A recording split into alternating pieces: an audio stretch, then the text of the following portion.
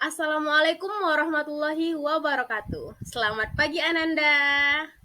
Kita berjumpa lagi nih di pembelajaran geografi. Nah, sebelumnya apa kabar nih Ananda semua? Baik-baik aja ya. Ananda tetap jaga prokes dan ingat pesan ibu. Nah, sekarang kita masuk ke pembelajaran geografi mengenai teori pembentukan tata surya.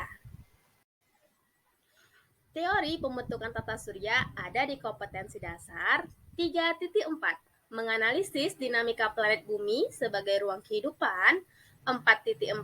Menyajikan karakteristik planet bumi sebagai ruang kehidupan dengan menggunakan peta, bagan, gambar, tabel, grafik, foto, dan video. Lalu tujuan pembelajaran kita yaitu peserta didik diharapkan mampu menjelaskan teori pembentukan tata surya. Sebelum kita mengetahui teori-teori pembentukan tata surya, kita harus mengetahui apa itu tata surya. Nah, tata surya adalah sistem yang terdiri dari matahari sebagai pusatnya dan benda-benda angkasa lain yang mengorbit matahari, termasuk planet-planet beserta satelitnya, planet kerdil atau dwarf planet, benda-benda di sabuk Kuiper atau Kuiper belt objects, asteroid, komet, meteor, debu, dan kabut. Tata surya sering juga disebut dengan solar system. Ananda sudah tahu kan apa itu tata surya? Sekarang kita masuk ke teori pembentukan tata surya. Yang pertama ada teori nebula. Teori nebula ini dikemukakan oleh seorang filosof Jerman yang bernama Immanuel Kant. Lalu dikembangkan oleh seorang ahli matematika Prancis bernama Pierre de Laplace. Teori ini menyatakan bahwa alam semesta terdapat gas yang berkumpul dan membentuk nebula. Nebula tersebut berputar dan berpilin dengan kuat dan terjadi pemadatan di pusat lingkaran yang membentuk matahari.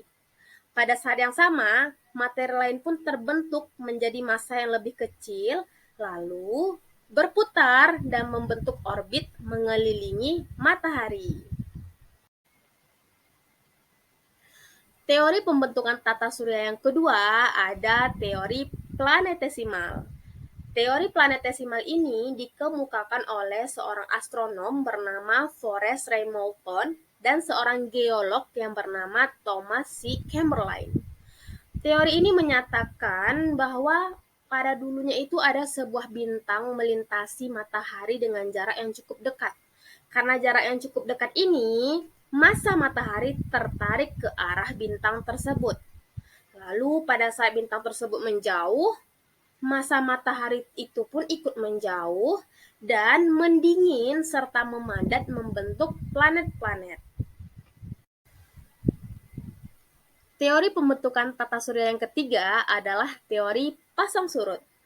Teori pasang surut ini dikemukakan oleh Sir James Jeans dan Harold Jeffrey. Teori pasang surut ini menyatakan bahwa ada sebuah bintang yang mendekati matahari dengan jarak yang cukup dekat sehingga terjadi gesekan serta gaya tarik-menarik dengan matahari. Lalu karena gaya tarik-menarik ini, ada partikel matahari yang tertarik oleh bintang tersebut. Seiring menjauhnya bintang tersebut, separuh bagian yang tertarik tersebut terlepas dan mendingin membentuk planet-planet.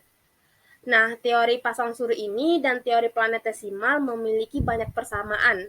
Namun, ada beberapa hal yang berbeda. Yang pertama adalah pada teori planetesimal, massa yang tertarik itu adalah langsung material luar angkasa, bukan gas. Tapi pada teori pasang surut, massa yang tertarik itu adalah sebuah gas.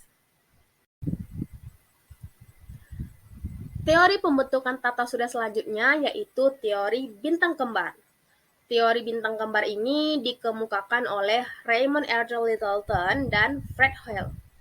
Teori ini menyatakan dahulunya matahari itu memiliki kembaran dan saling mengelilingi. Namun, si kembaran matahari ini memiliki kondisi yang tidak stabil. Jadi dia sering salah orbit. Nah, bintang kembaran tersebut tiba-tiba menabrak matahari dan hancur.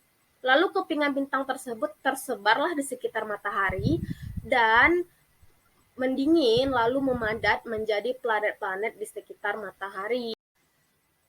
Teori pembentukan tata surya yang terakhir ada teori protoplanet. Teori protoplanet ini dikemukakan oleh pakar yang bernama Carl von Weizsäcker dan Gerald P. Kuiper. Nah, teori ini menyatakan di tata surya terdapat gumpalan awan gas berputar dan berpilin membentuk cakram. Partikel di bagian tengah cakram mengalami tekanan kuat dan membentuk matahari. Bagian tepi yang berputar lebih cepat terpecah menjadi gumpalan kecil, kemudian membentuk planet dan objek angkasa lain seperti asteroid dan komet. Itulah tadi pembahasan mengenai materi tentang teori pembentukan tata surya. Sampai kita di penghujung materi, yaitu kesimpulan dari pembahasan tadi. Yang pertama ada tata surya merupakan sistem rotasi yang berpusat pada matahari. Lalu untuk teorinya itu ada 5, yaitu teori nebula, teori planetesimal, teori pasang surut, teori bintang kembar, dan teori protoplanet. Nah, dari materi-materi tersebut, Ibu harap Ananda bisa memahami dan bisa mendeskripsikan kembali apa saja mengenai teori-teori pembentukan tata surya itu. Nah, inilah akhir dari pembelajaran kita. Semoga Ananda bisa memahaminya. Ibu akhiri, wabillahi taufiq wal hidayah. Wassalamualaikum warahmatullahi wabarakatuh. Terima kasih dan sampai jumpa minggu depan di pembelajaran geografi yang menyenangkan selanjutnya.